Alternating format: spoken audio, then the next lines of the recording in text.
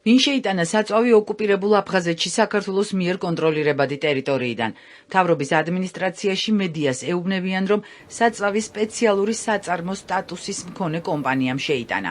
მთავრობა არ აკონკრეტებს კონკრეტულად რომელმა კომპანიამ შეიტანა აფხაზეთში საწვავი, თუმცა ცნობილია, რომ 11 აგვისტოს მთავრობამ გამოსცა განკარგულება, რომლითაც შეპესეს სოლიდუს 3 თვით გაუგრძელდა ოკუპირებულ ტერიტორიაზე საქმიანობისთვის სპეციალური თანხმობის მოქმედება 18 ივლისიდან წარმოშობილ ურთიერთობაზე. ამ კომპანიის მფლობელმა გიორგი არველაძემ კი მედიას დაუდასტურა, რომ ოკუპირებულ აფხაზეთში საწვავი მათმა კომპანიამ შეიტანა. ეს ინფორმაცია მოგვიანებით გახდა ცნობილი. მანამდე კი ნავთობპროდუქტების იმპორტიორთა კავშირის ხელმძღვანელმა ვახტანგ გიობაშვილმა განაცხადა, რომ ბიზნეს გაერთიანების წევრი მსხვილი კომპანიები ოკუპირებული აფხაზეთისთვის საწვავის მიწოდებაში არ მონაწილეობდნენ. ამის შესახებ მან BMG-ს უთხრა. მერწყვნეთ 300 ტონა ეს დიდი რაოდენობაა და ერთი კომპანია ამას ერთჯერადად ვერ შეძლებდა. თან პლუს წარმოიდგინეთ, გემია საჭირო, გემის დაფრახტვა, ეს ყველაფერი დიდი ფული ჯდება. ამიტომ ჩვენ ყოველთვის იმას ვემხრობოდით, რომ რკინიგზით შემოტანილი საწვავი გაცილებით ლოგიკურია, გაცილებით ნორმალურია, ანუ უფრო იაფიჯდება ვიდრე ზღვიდან შემოტანილი. რა თქმა უნდა, ყველა გაკვირვებულია. არავინ არ იტყვის კიდეც რომ იყოს ვინმე მე რატომ გამემხელენ, მაგრამ არ არის ასე. ბენზინის შეტანა, საწვავის შეტანა ეს სპეციალურ ადგილებზე ხდება. იქ აუცილებლად უნდა იყოს ტერმინალი, პორტი და ასე შემდეგ. ვახტანგ გიობაშვილის აზრით საწვავის მიწოდება საზღვაო გზით მოხდა, რადგან ამ მოცულობის, ანუ 3000 ტონის სხვა გზებით და მდინარეების გადალახვით მიწოდება შეუძლებელი იქნებოდა. ოცნების ოპონენტები კითხვებზე პასუხებს ითხოვენ. დაირღვა თუ არა ოკუპაციის შესახებ კანონი და რა დანიშნულებით შევიდა საწვავი საქართველოს მიერ კონტროლირებადი ტერიტორიიდან ოკუპირებულ აფხაზეთში.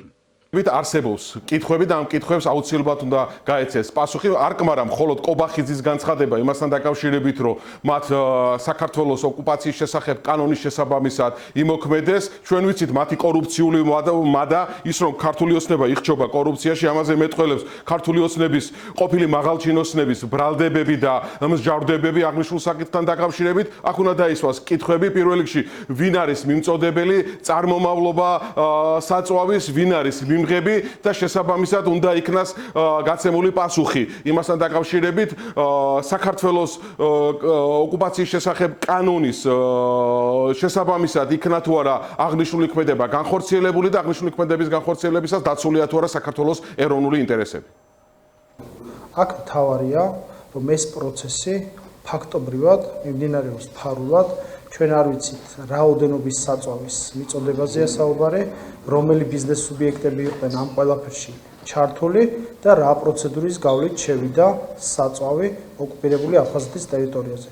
თუ ეს როგორც ეკონომიკური ტვირთი ისეა შესული და არა ჰუმანიტარული ტვირთი, თუ ამას ეგრეთ წოდებული საბაჟო პროცედურები აქვს გავლილი ეგრეთ წოდებულ საზღვარზე, რომელიც არის საოკუპაციო ხაზი რეალურად ეს სერიოზული საგანგაშო მაჩვენებელი შეიძლება იყოს ჩვენი ქვეყნის ტერიტორიული მთლიანობისთვის და უსაფრთხოებისთვის, ამიტომ პასუხისმგებლიანმა ხელისუფლებამ პირველ რიგში ამ შეკითხვებს უნდა გასცეს პასუხი. მაგრამ ყველაზე მნიშვნელოვანი შეკითხვა, რომელიც აქ ისმის, ეს ტვირთი საბოლოო დანიშნულებით მოხმარდა კრიტიკულ ინფრასტრუქტურას და ჰუმანიტარული მიზნებით დაიხარჯა, თუ სამხრეთ რეგიონების რუსეთის ფედერაციის კრიტიკულ, ესე რომ ვთქვათ, ინფრასტრუქტურას და ომის წარმოებას. ეს არის ძალიან მნიშვნელოვანი. მთელი ამ პერიოდის განმავლობაში, როდესაც გვარწმუნებდნენ ჩვენ, რომ თითქოს deep state სურს ჩვენი ომში ჩართვა, შემთხვევით ირაკლი კობახიძე ხომ არ არის ის თანამდებობის პირი, ის პრემიერ-მინისტრი, რომელიც საქართველოს რთავს ომში, ოღონდ რუსეთის ფედერაციის მხარეს. ეს არა მხოლოდ ერთთან კოლაბორაცია, არამედ ეს არის ეროვნული ინტერესების პირდაპირი ღალატი. ამ ყველაფრის ფონზე კობახიძე აცხადებს, რომ საწვავის მიწოდება ოკუპაციის შესახებ კანონის დაცვით ხდება.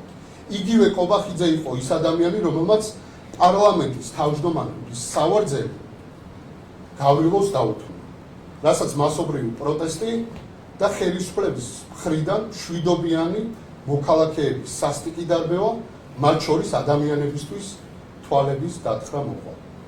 კობახიძის მხრიდან ოკუპაციის კანონზე საუბარი არის ცინიზმი, ფარისევლობა და ეროვნული ინტერესების პირდაპირი ღალატი. ირაკლი კობახიძემ გუშინ ბრიფინგზე დაადასტურა ოკუპირებულ აფხაზეთში საწვავის შეტანა, თუმცა თქვა, რომ ეს ბიზნესმა გააკეთა და არა ხელისუფლებამ. ჩვენ არ შეგვიტანია, ბიზნესმა შეიტანა. კიდევ ერთხელ გამიმეორებ, რომ თუ კი რაიმე ასეთი ნაბიჯი იდგმება ოკუპაციის შესახებ კანონის ჩარჩოებში. რას გულისხმობდა ირაკლი კობახიძე? ოკუპაციის შესახებ საქართველოს კანონი ადგენს.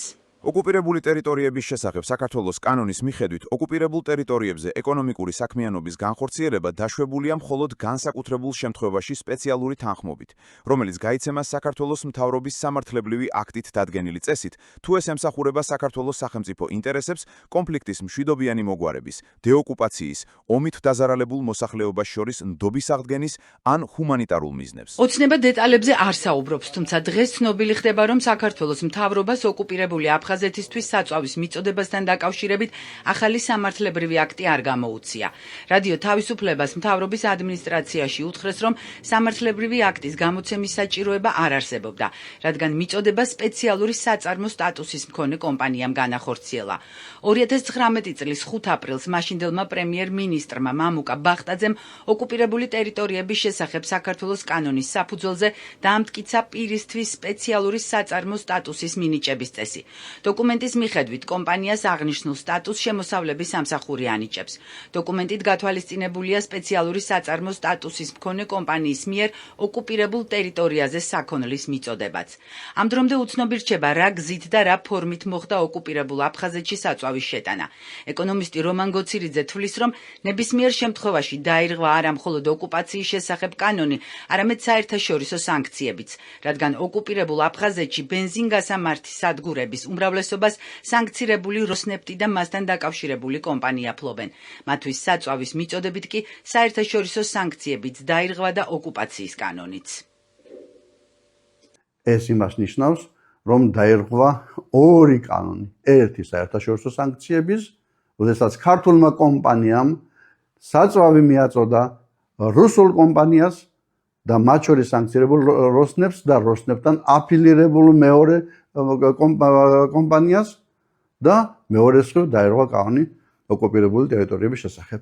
ვინაიდან ეს სტრუქტურები მოქმედებენ უნებართვოდ საქართველოს ხელისუფლების კანონის დარღვევით.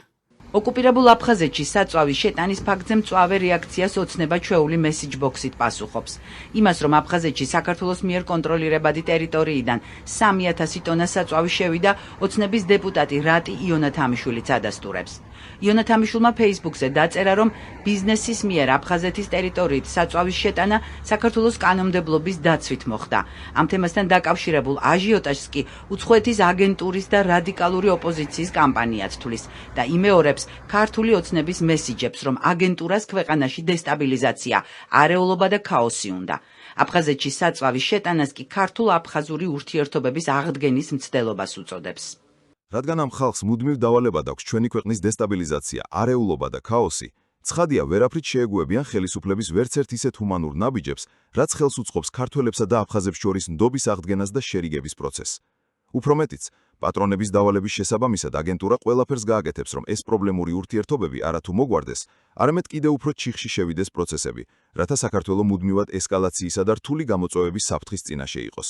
რატი იონათამიშვილი თავის Facebook პოსტში იმ კითხვაზეც ცდილობს პასუხის გაცემას, ხომ არ ამარაგებს საქართველოს ბენზინით და დიზელით რუსეთს, რომელსაც საწვავის მწვავე კრიზისი აქვს უკრაინის მხრიდან მისი ნავთობგადამამუშავებელი სიმძლავრეების განადგურების გამო. სწორედ ამ კრიზისის გაგრძელება აფხაზეთში დაწყებული საწვავის კრიზისი, რადგან აფხაზეთი ბენზინით რუსეთიდან მარაგდება. ოცნების დეპუტატი ამბობს, რომ 3000 ტონა საწვავი რუსეთის მოხმარების ძალიან მცირე პროცენტია და იმაზე საუბარი, რომ რამდენიმე ცისტერნა რუსეთის მოსამარაგებლად იყო განკუთვნილი სასაცილოა. თუმცა ეკონომისტი რომან გოცირიძე თვლის, რომ საქართველოს კონტროლირებადი ტერიტორიიდან ოკუპირებული აფხაზეთის გავლით საწვავი რუსეთში რომც არ წასულიყო, ეს მაინც რუსეთის დახმარებაა. საერთოდ რუსეთში სულ არ შევიდეს. რუსეთი იძულებულია მოამარაგოს აფხაზეთი, როგორც თავისი ასე თქვა სატელიტი ქვეყანა და ის საწვავი, რომელიც აფხაზეთში დაზოგა, სწორედ საქართველოსთან ევროპული სხვათა შორის საწვავის შეტანით, ის შემდეგ გამოყენებული იქნება რუსეთის ტერიტორიაზე, მათ შორის სამხედრო საჭიროებისათვის. მნიშვნელოვანი ასე ვიცოდეთ, რა ტიპის საწვავი შევიდა. თუ აქ დიზელის საწვავი არის, ეს ნიშნავს, რომ პირდაპირ ასე თქვა სამხედრო რუსეთის ბაზების მხარდაჭერა ხდება საქართველოს მხრიდან. და მიუხედავად ამისა, ეს დიზელი იქნება, ავიაციო ნავთი იქნება დრონებში ბენზინი გამოიყენება, ამას არსებითი მნიშვნელობა არ აქვს. და რუსეთის სამხედრო ბაზებიც ასევე კრიტიკულ მდგომარეობაში იმყოფებიან. და მათი ასე ვთქვათ საწვავით მომარაგება, მათი პერსონალიზა და გამართული მუშაობისათვის გადაადგილებისათვის მათაც საწვავი ჭირდებათ. ესეც საქართველოსთან შეტანილი აი ამ ბენზინისა თუ დიზელის გამოყენებით ხდება. საქართველოს ხელისუფლებამ კიდევ ერთხელ უღალატა ქართულ ხალხს. 12 აგვისტოს ცნობილი გახდა, რომ ოკუპირებულ აფხაზეთში შექმნილი მწვავე საწვავის კრიზისის ფონზე საწვავი საქართველოს ცენტრალური ხელისუფლების მიერ კონტროლირებადი ტერიტორიიდან შევიდა. ამბავი გახმაურების შემდეგ მოგვიანებით აფხაზურმა სააგენტოებმა დაადასტურეს. ამის შესახებ მათ აფხაზეთის ეგრეთ წოდებულ მთავრობას კითხეს, რომელმაც უპასუხა, რომ საწვავის მწვავე დეფიციტის ფონზე აფხაზეთის საწვავის ბაზრის მონაწილეებმა მოახერხეს საქართველოსთან საწვავის მიწოდების შესაძლებლობის მოძებნა და სიტუაციის განმუხტვის მიზნით გადაწყდა ხელი არ შეეშალოს საქართველოსთან საავტომობილო საწვავის შეტანას.